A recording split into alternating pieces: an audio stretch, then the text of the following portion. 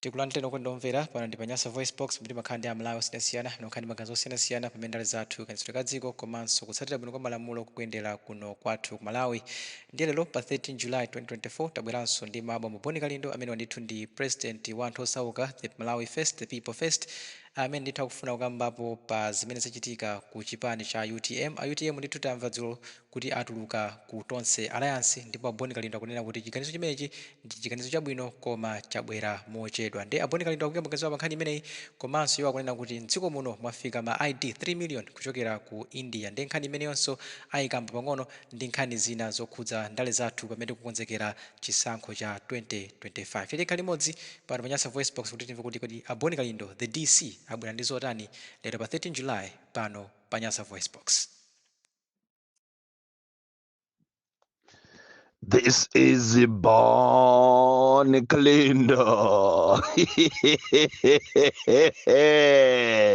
Munyengo yong'alula. Munyengo imene zochitika ziti zichitike mu 2024. Ndinanena apo kunena kuti dikirani a Malawi 2024 muona zinthu zimene simunazione. Ndipo tikuziona zinthu zodabwitsa kwambiri. Linali siku la dzulo limene kwachitika zodabwitsa zimene anthu ena sankaziyembekezera. Tinkanena mbuyomu kunena kuti inu tulukani.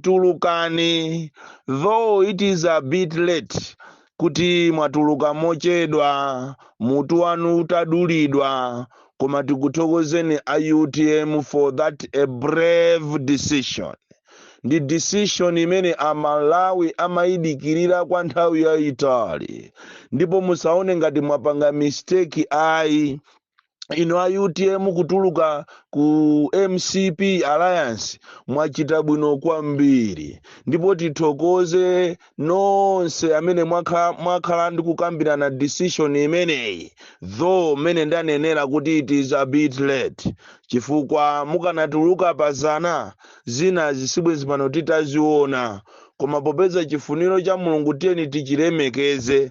Ku chifuniro cha Mulungucho iyi ndi nthawi imene tsopano inu a UTM muti muziwe kuti kodi wa UTM anali ndani.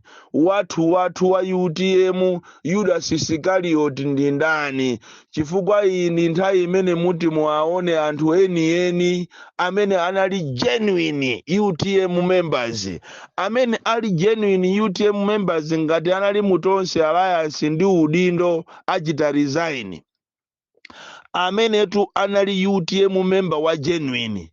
Koma amene anali UTM member koma wa fake ali Judas Iskarioti amene anampereka Yesuyo mumuona saachita resign. Ndi pamene muti muziwe kuti oh yes, Yesu udi ananena kuti siyani tili kunena nsongolezi kulire limodzi muzaziona nthawi yokolola. Nthawi yokolola sopano yakwana imene sopano inu a UTM muti muziwane kuti kodi akulu awa tikangokhala nawo sanali athu eti. Amayi awa zoona amene amapangira muja ndi malemu uja kuteroko kukondana kosekuja chikondi chose chija awa sanali athu eti. Ni nthawi imene muti muziwe inu. Ndi nthawi iso imene a UTM inu muli a genuine mukonzekere masauso ngati mmene anaonera Yesu. Chifukwa ndiye kuti muona mavuto kopsa, muzunzidwa, ena numumangidwa, koma mukungoyenera kuti mulimbe mtima. Iyi ndi nthawi yonena kuti mupereke moyo wanu chikondi chonse kwa malemu Saulo Sichilima. Mavuto ena aliwonse musachite entertain, mungolimba mtima. Chifukwa ndiye muyembekezere tunkhanza, muyembekezere kumangidwa, muyembekezere mavuto osiyana-siyana.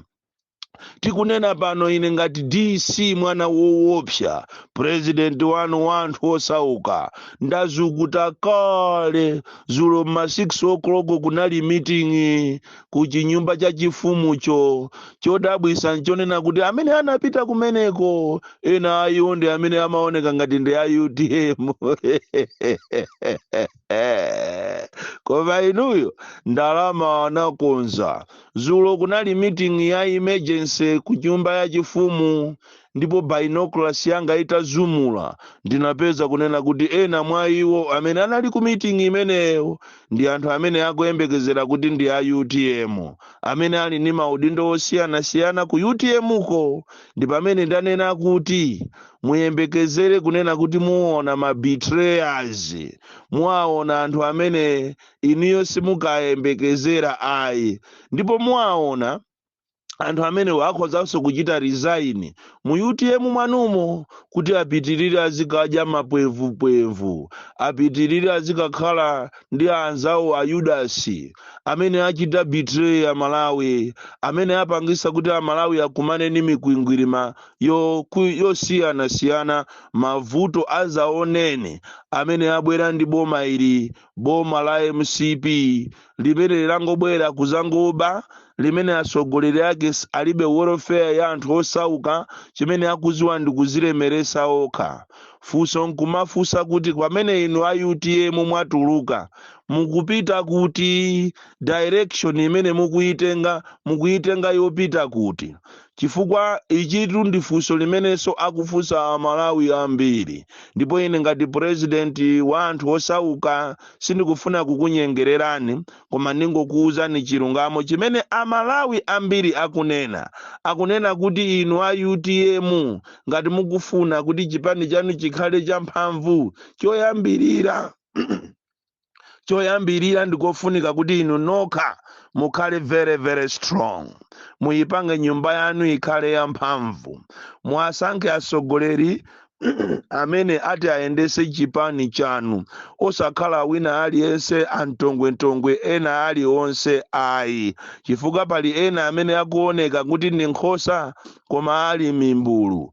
Choncho mukachichita chipani chanu reinforcement, mukachichita build chipani, nde akuti mubwerere kumene munachokera, mukagogode mugwire ntchito ndi chipani cha chimene inu munachokera, chifukwa chilungamo chofuna kunena chilungamo inuyo ndinu a DPP, munachoka ku DPP, sizonamiza nacho kapena zofuna kunyengererana, inu munachoka ku DPP, mubwerere ku DPP koma mubwerere ngati a UTM, osakhala kuti muthese chipani chanu, mubwerere ku DPP muzikagwira ntchito ndi DPP, ndi zimene yakufuna tu Amalawi.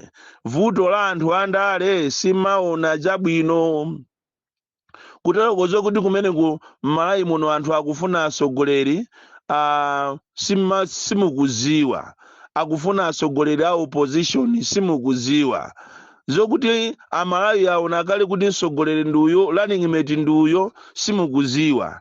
Kodi mutatenga msogoleri kuchokera ku chipani cha DPP, ndikutenga msogoleri wina chipani cha UDF, ndikutenga msogoleri wina ku chipani cha Ford, ndikutenga msogoleri wina ku chipani cha UTM, anthu inu ndikugwirira ntchito limodzi, chiti chichitike ndi chani? Kapena kutenga msogoleri kuchokera ku chipani cha UDF, wina ndikumutenga osatira kukhala ochokera ku DPP, wina ndikumutenga kuchokera ku UTM, wina ndikumutenga osatira kuchokera ku Ford, chiti chichitike ndi chani? Koma vuto ndilonena kuti mukapita kumeneko ndi mtima wokula mitima nonse zipani zosusa, kumeneko mukabwerako ndi 0/10, chifukwa aliyense azafuna upresident. Kodi upresident aje mukufuna kuti mukasogolere ndani, nyumba mwanu kapena Amalawi? Ukakhala upresident wa nyumba mwanu ndiye nonse muzikulirana mitima, koma ukakhala usogolere wokuti mukasogolere Amalawi ndiye kuti mukasankha msogoleri enanu nikungothandiza kuti ziko liyende bwino. Chifukwa vuto la anthu andale amaona ngati kukhala asogoleri, amakhala asogoleri azinyumba mwawo ni mimba mwawo ndi azibale awo. You need to be a leader to govern a country, not a house, not a constituency. Vuto la andale ndi limenelo. Komanso panomba amene zateremu itimizi nambala ya zipani zosusa yachuluka. Koma funso ndilonena kuti kodi mukapita kuzisankho mukawina, chifukwa kuli celebration kunja uko, mukuchita celebrate inuyo a opposition kuti mwapeza nzanu wa opposition, koma funso ndilonena kuti khamu 2025 muzawina chifukatu mwagona kwambiri. Mwina mmene ati abwere a UTM mwina musukusula, koma nkhani ndionena kuti inu simunamvepo pa history, koma chaka cha mwezi watha uzachitika kunena kuti for the first time in history ma ID akapangidwa ku India, ndipo inu amalawi munaona ndege ya Kenya ikusika pa Kamuzu International Airport itanyamula ma ID opambana 3 million ma ID chanzika NRB, kutanthauza kunena kuti inuyo ngati ziko simungapange ma ID muziko momuno, capacity mulibe yopangira ma ID.